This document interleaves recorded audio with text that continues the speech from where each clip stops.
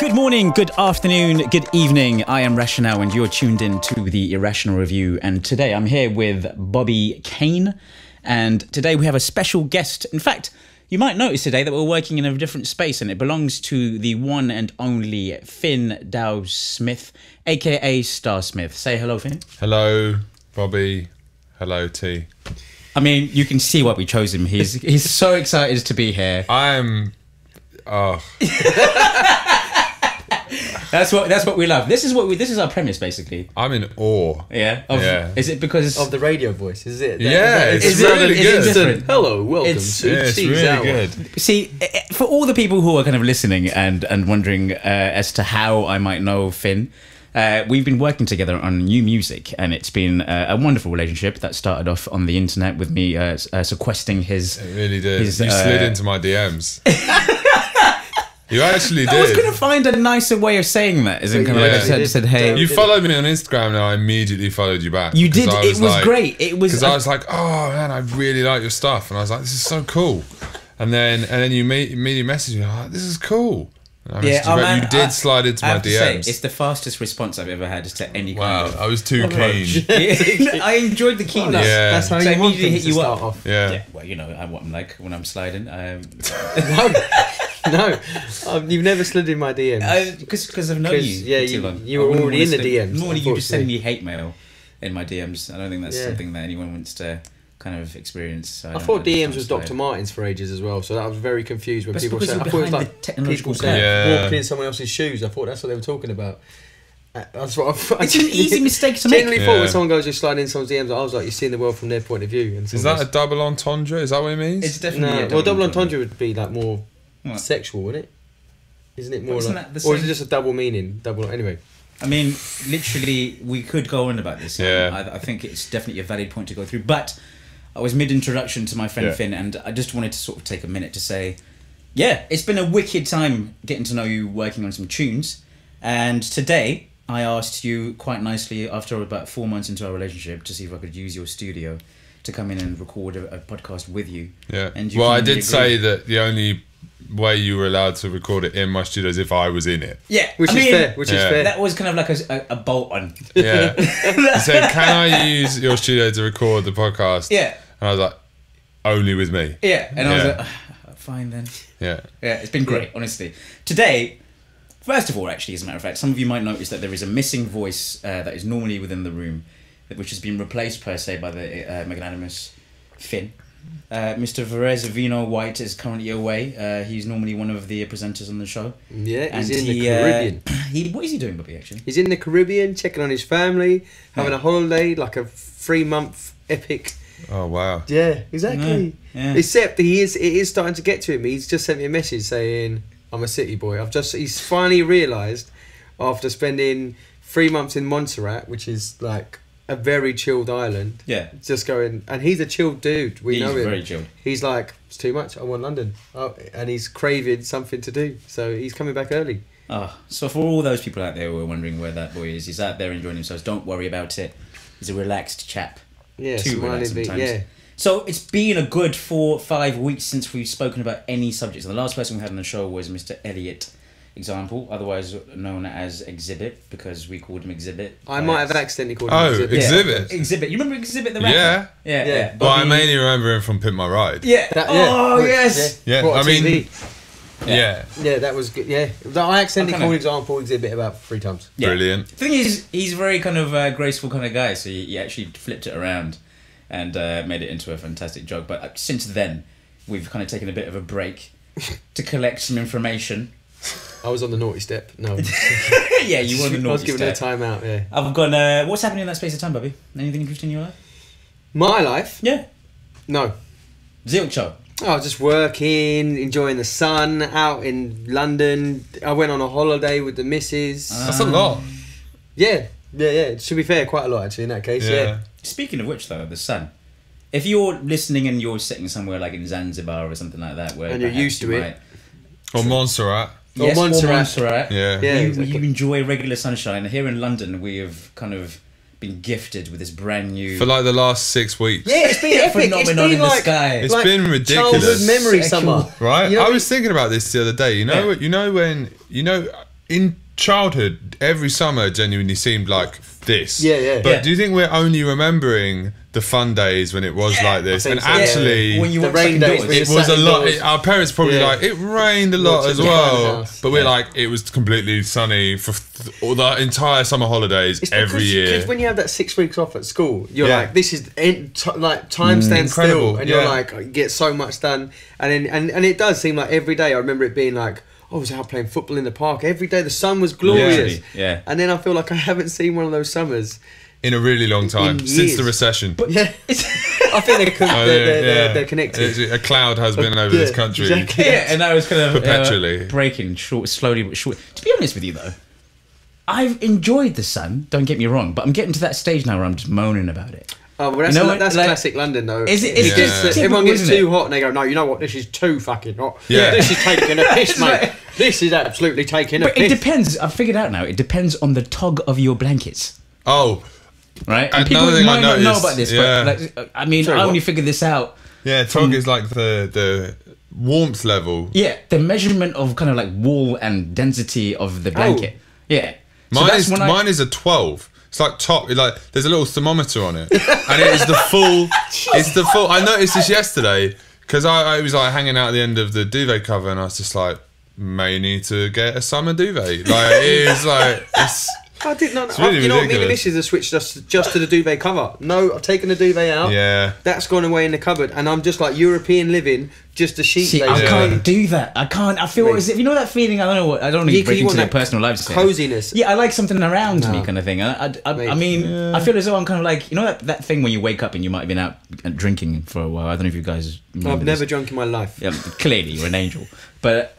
When you wake up and you're naked and you're kind of like rubbing against the sheets and it's just all right, bro. I mean, no, just go with me on this. I think you look very confused, but just go with me. No, I'm just wondering whether I agree or not. Where you're going with this? I feel like that gives a lot away. Go with me, right? So you know that feeling where you wake up and it's like there's not enough kind of cloth to sort of. All right. Yeah, thing you read. No. Whoa, not touching cloth. It's in kind of like your general boxer shorts. It's an extra share. Yeah. I kind of feel like that when you have no sort of tog in between the cover and the rest of it. I can recommend one thing: just put a pillow there, bruv. Get an extra pillow, put that between your legs. That would cover your life, and then I don't need to hear about you at all being naked while you're sleeping. I wasn't going to go there. Driving around in your drunken sex sweat. It wasn't going to be sex. What is this conversation? I don't need to hear about you. It started off with the tug of the blanket, but what I'm saying, just get a sheet. That'll do you fine. When you're sleeping, or when I've been sleeping lately, I've just figured out that I'm at on the cusp where it's just unbelievably uncomfortable.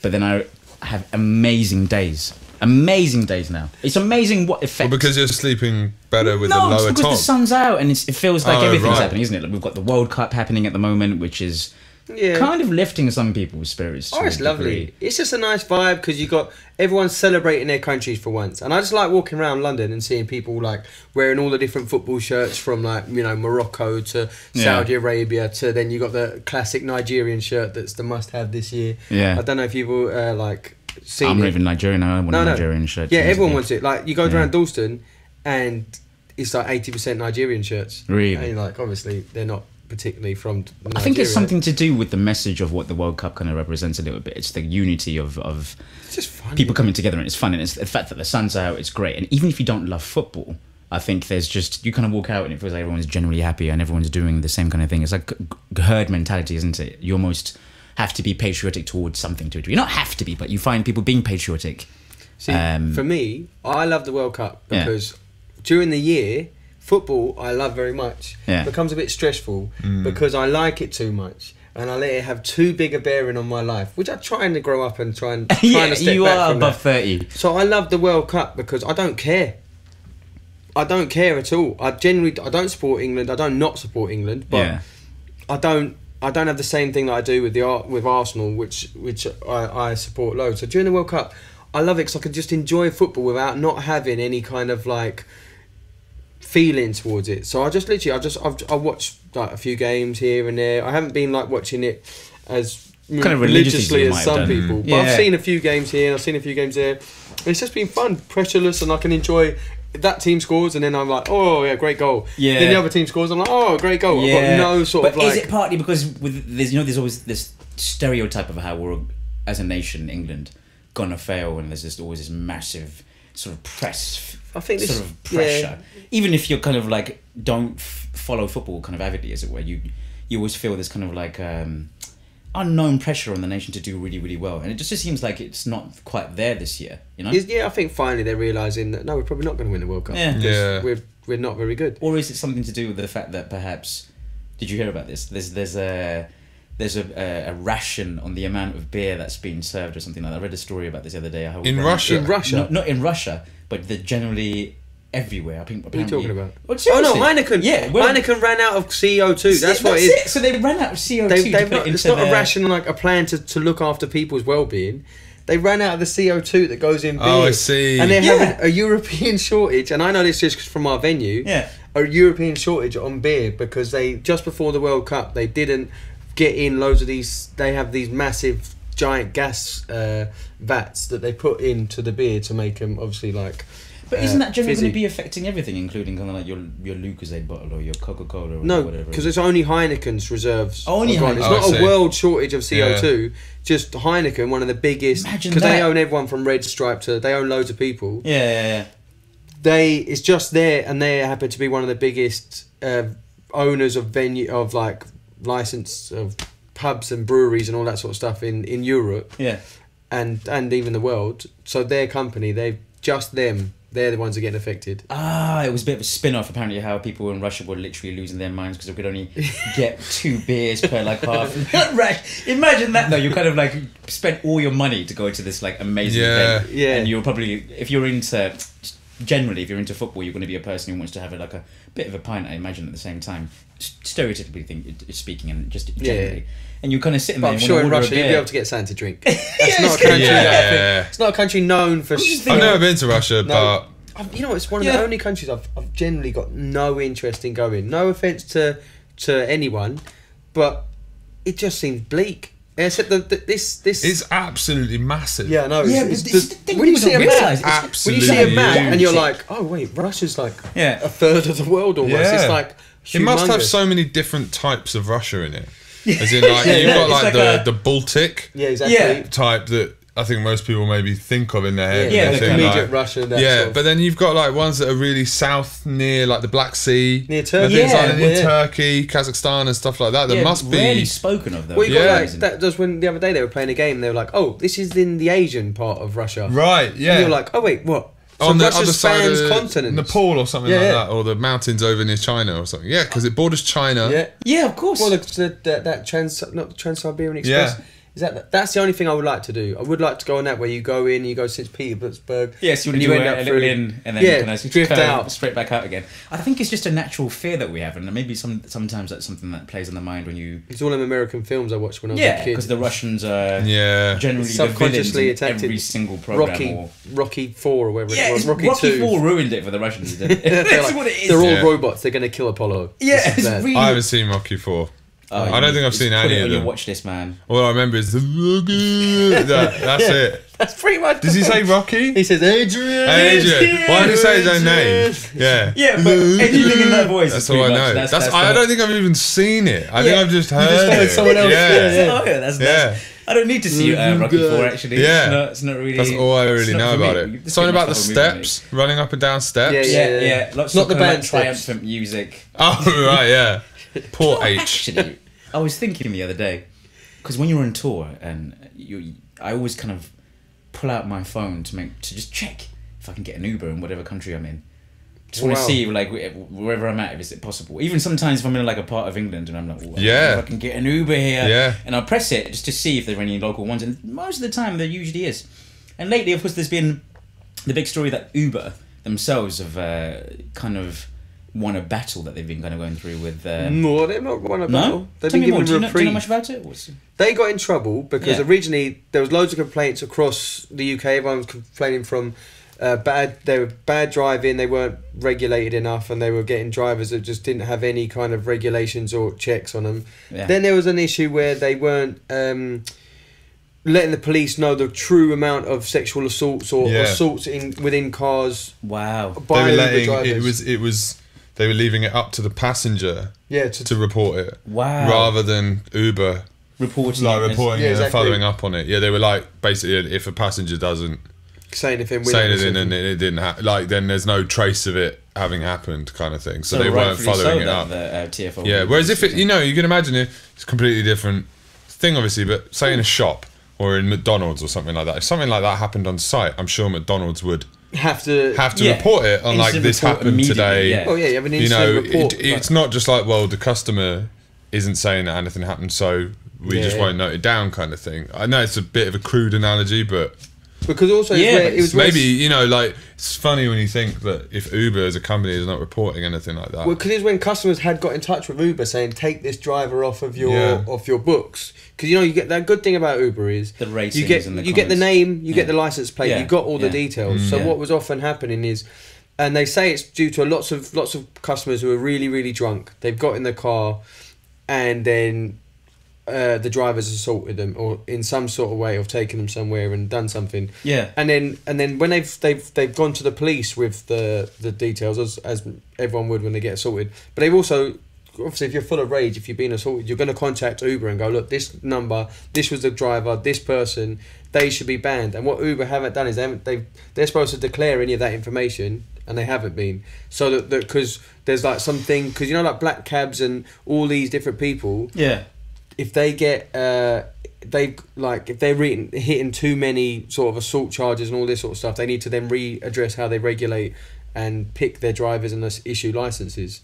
And then because and like black cabs used to have a big, you know, issue with this back in the day, and then they changed how the licenses were issued. Yeah, so it was fairer and more clear. Well, it's more like you have to go through more checks to become a driver. Yeah, it's harder to become a driver, so you can't just pick it up. Because I know loads of friends who are just picking up being Uber drivers, and because Uber just go, yeah, you can have a license. It's like that in America. Like I remember when I first started using Uber in America, it was like college students and just like people that were just like, you know, just have a normal car. Over here, you have to have specific cars, and there's obviously Priuses everywhere. But I remember being in LA, and it'd just be like literally just a random you just don't look like a car. You look like you've got like coffee in the front seat with you, like as if you've literally just come from somewhere. Like and it's suddenly got a message going. It still feels. It doesn't a bit look funny. like you're sat in your car all day doing this job. It looks like you've just thought, oh, I've got a spare hour. Like I'll come and do this. Dude is like in his board shorts and stuff, and like literally throwing a hoodie topless. on and like And you're like, I don't know if, and it's like it's 2 o'clock. And you're like, I don't know if I should get in the car with you. But then at the end of the day, it's interesting the nature of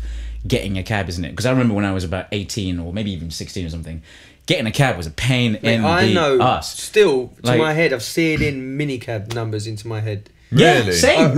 Off by head, just by going, all right, if I call this and I stand back by this position, I'm sure they'll come and get me. And if I miss my opportunity, that's it. Now, obviously, we're in a much better age where we're like, I'm just so careless now. Just like tap Uber, walk around. I know if I'm up the street down the road, they'll end up turning up. Then I take it for granted to a degree. But I think with this whole case, it's actually a bit of a bittersweet, isn't it? Because you want that ease, you want that kind of efficiency. I'm sure you've been on nights out, you just want to go home really quickly, and it's efficient. However, it is scary to think just how badly it's been handled in terms of... Yeah. It's, you know what? Like for me, Uber, I have to rate it. I went in India, me and the missus were in India, and we're getting Ubers. Like, and we were this in is the Chennai, thing. and it's like, oh, I don't have to change. It takes out my local currency, like English currency. Brilliant. No issue at all getting an Uber. And then for me, not that my missus is a liability, but she goes out and disclaimer. She goes out and gets drunk with her friends, and I, you know, it's great that they can go out. And the good thing is that back in the day, I would always be worried that she'd attempt to like walk home when she'd get lost. And years ago, I used to have to go and find her in places. Like she'd get lost in Hackney somewhere, and she'd been to a warehouse party, and I'd find her drunk somewhere. But now she just Ubers it, and it's so much better because like they all make sure they all get home, and it's a lot safer. So you've got the double-edged swords. You've got like one hand, it's super safe, and it's like this really useful. People can get home wherever they are, whatever time they've got. All they need is battery on their phone. And then the other hand, you've got they're attacking people. The drivers aren't regulated. Yeah, and that's what the issue came up because and the effect it's had on London transport and hundreds of cars that you know. But imagine a life without Uber though now. I couldn't. That's what I said. I was like, if they're going to get rid of it, so stupid to say if they get rid of it, because I'm sure you would just find a way. You'd get a bus home. I don't use it that much, to be honest. Really? No. So what do you do after you've gone out and you've been out to the lads? No, to be honest, I tried to use it. I was out last week. Yeah. up in Soho, and like, which I seem to rarely go to anymore, like up into town. Yeah. And like, it was really late, and it was like 2.5 surcharge. I was like, I'm literally just gonna walk down the road, because like from Soho to home, it's not that close. Yeah. And I was like, this will be the difference between like, you know, 30 quid. Yeah. And I'm just like, I'd rather not. Yeah. So I walked down, actually closer towards like Trafalgar Square, and it dropped to like 1.3, and I was like, I wasn't, all right, brilliant, tried to book it, and then everyone was just avoiding me, obviously, because they were waiting for it to go up. And so I was stood, I was just like, I'm gonna play them at their own game. So I stood there and then I booked one, and then this guy accepted it, but he was like 10 minutes away, and I was like, I don't care, I'm gonna wait. And I was like, you're just making a stand. Yeah, I was like, I'm drunk anyway. I'd had my like late night food like that I shouldn't have had, and I was drunk, and I was like, I'm good to wait like for a little bit. I'm in no rush to get home to sleep now. I love that. And I just you just stood look at your there. phone. Yeah, you ain't gonna cancel now, are you? 10 bitch? minutes. He kept going. 2 minutes before he got to me, he cancelled it, and I was like, I was like, I've got you. I've got you now. You're gonna have to come all the way out Southeast London because you agreed to it. Because he's waiting for you, because he was taking his time. Yeah. So, you know, and I'm like, I get it. If there's loads of people around you, supply and demand. If like you could get a 2.5 surcharge, then great. But I didn't realise people play the system like that. I say but it people, did me over, because then I had to wait another 15 minutes or so. I ended up literally standing in Soho for half an hour. Were you on your own? Yeah, I was on my own. Man. So I was like, Do you know what? after I then got in the car, I was like, I kind of wish I was in bed now. So it was like, maybe I should have just paid the sucked fee. it up. Yeah, but that's what right. they've got us over a barrel now, because there is no other option. Because Yeah, now yeah. there's a lot less black cabs, and Yeah. black cabs have always been mad expensive. In my head, I've got this thing about don't get a black cab. Yeah, £4 immediately. just for sitting down. Ridiculous. Sit down in the car. It's Turns it Yeah. on. And the thing is, I always think they're like a little bit happy about the fact as well. I was getting a black cab and they're like, ha ha ha, idiot. By the time you get to the end of the road, you have to pay me 15 quid. And I'm like, no, actually, whenever I've actually started having a conversation with any black cab driver, because every now and again I just can't be asked, it sounds sad to pull my phone out and actually do the thing. And sometimes you see one, you're like, this is convenient if I just raise my hand. Yeah. There you Old are. school. And then you start speaking to some of these chaps and ladies, and they're the most knowledged, sort of like, Well, they do the knowledge, don't culturally, they? like, of course, I know by definition, but just the conversation is a little bit different to a degree, and I almost feel as though by not contributing to their trade, I'm taking a little something away from a piece of English culture, whatever it is. I don't know what it is about it, but you know, maybe I'm thinking about it too much. But is the Uber almost a representation of what's happening in life at the moment, where basically things that used to run a certain way are getting trounced out and stamped out? I think the because London Taxi Association has just not advanced itself Yeah, it hasn't caught up. at a steady speed. Yeah. And Uber's just come in and be like, well, that's ancient now. We can do this at the modern standards this way. Yeah. And taxis are like still down here, but they could have probably been up where Uber is if they'd have gradually invested and like advanced and like They tried doing that Halo thing, innit? They tried. they tried. They didn't put the black effort cabs in. on Uber as well. Yeah, but it's just because the drivers traditionally are more old school, sort of like, no, I'm not doing that. That's modern bollocks. But you know like, you know, we have the cabs there, we have the drivers who know London. All they really needed to do was develop the technology that Uber had, which I'm not saying is an easy feat, but like, you know, that all they did was just saw a gap in the market that wasn't being used. And like, you can't blame them. Like, and I do think it has been better for London. Like the fact you can't just because there isn't a way of doing things doesn't mean that has to be the way. Like, you give people the option. If Uber's an option, and it just so happens that everyone's decided to use it, which has been better. I mean, like, I'm not saying that black cabs are the wrong thing to do. It's just not like, at all. It's not really a level playing field anymore. No. It is interesting though. I think we always hang on this, don't we, Bobby? I always kind of like end up in this part of the conversation. I'm like, oh, I remember the good old days when things were a little bit different. I mean, It's just a part of change, tradition isn't it? holds people back, and it does my head in. Don't get me wrong. The tourists now, I see them. They're not going to stop buying little model taxis. They're not going to start buying little They'll be there Priuses. forever. They're there with like the red post boxes, that sort of like, stuff. But those things, they'll be there. That, like, the tradition side of things should just be like the image of whatever. But the reality of living in London, is like it doesn't keep up to, I think, what Londoners need. It's such a fast-paced city, and like, you spend so much of your day like getting to and from work. and like everything anyway. The last thing you want to do when you're like maybe trying to go home after something is literally spend more of your time. You're just like, I'd just like to look at my phone 10 minutes before I need to leave, book it, and it's there literally when I'm ready to walk outside. That's why you know? I got out, to be honest with you. And that's why I enjoy being here for work and everything else. Yeah. And I love staying here when I am staying here or working here. I stay here quite a lot. But I've more enjoyed the fact that basically now, whenever I'm going to a place outside of London and where I live now, I'll look at my phone and I know for a fact that within 10 minutes, I'll be there. It's a guarantee. Being in London is an unknown certainty of whenever you're going to try and get anywhere, apart from if you're using the tube system. I got stuck on Holloway Road in the traffic the other day for half an hour. Holloway Road, just one road. Really? Just because there's some buses, because it's so hot and London starts to panic in the heat. Buses are breaking down. Anywhere, though. Yeah, and people start to any slight extreme. We're good at grey. We're good at like 18 degrees with a slightly grey sky. Yeah, exactly, covered. But that's it. We function. With that. If you're in winter and it's snowing, it's all broken. Panic. There's no way anyone can deal with it. But I saw this dude. He was driving a bus, and obviously the heat had got to him. His bus had broken down on Holloway Road, and we're creeping up, and obviously you're going around the outside of this car, and you could see him about 100 metres in front of me. He's on the phone, his arms are waving, he's obviously trying to get the people out to repair it.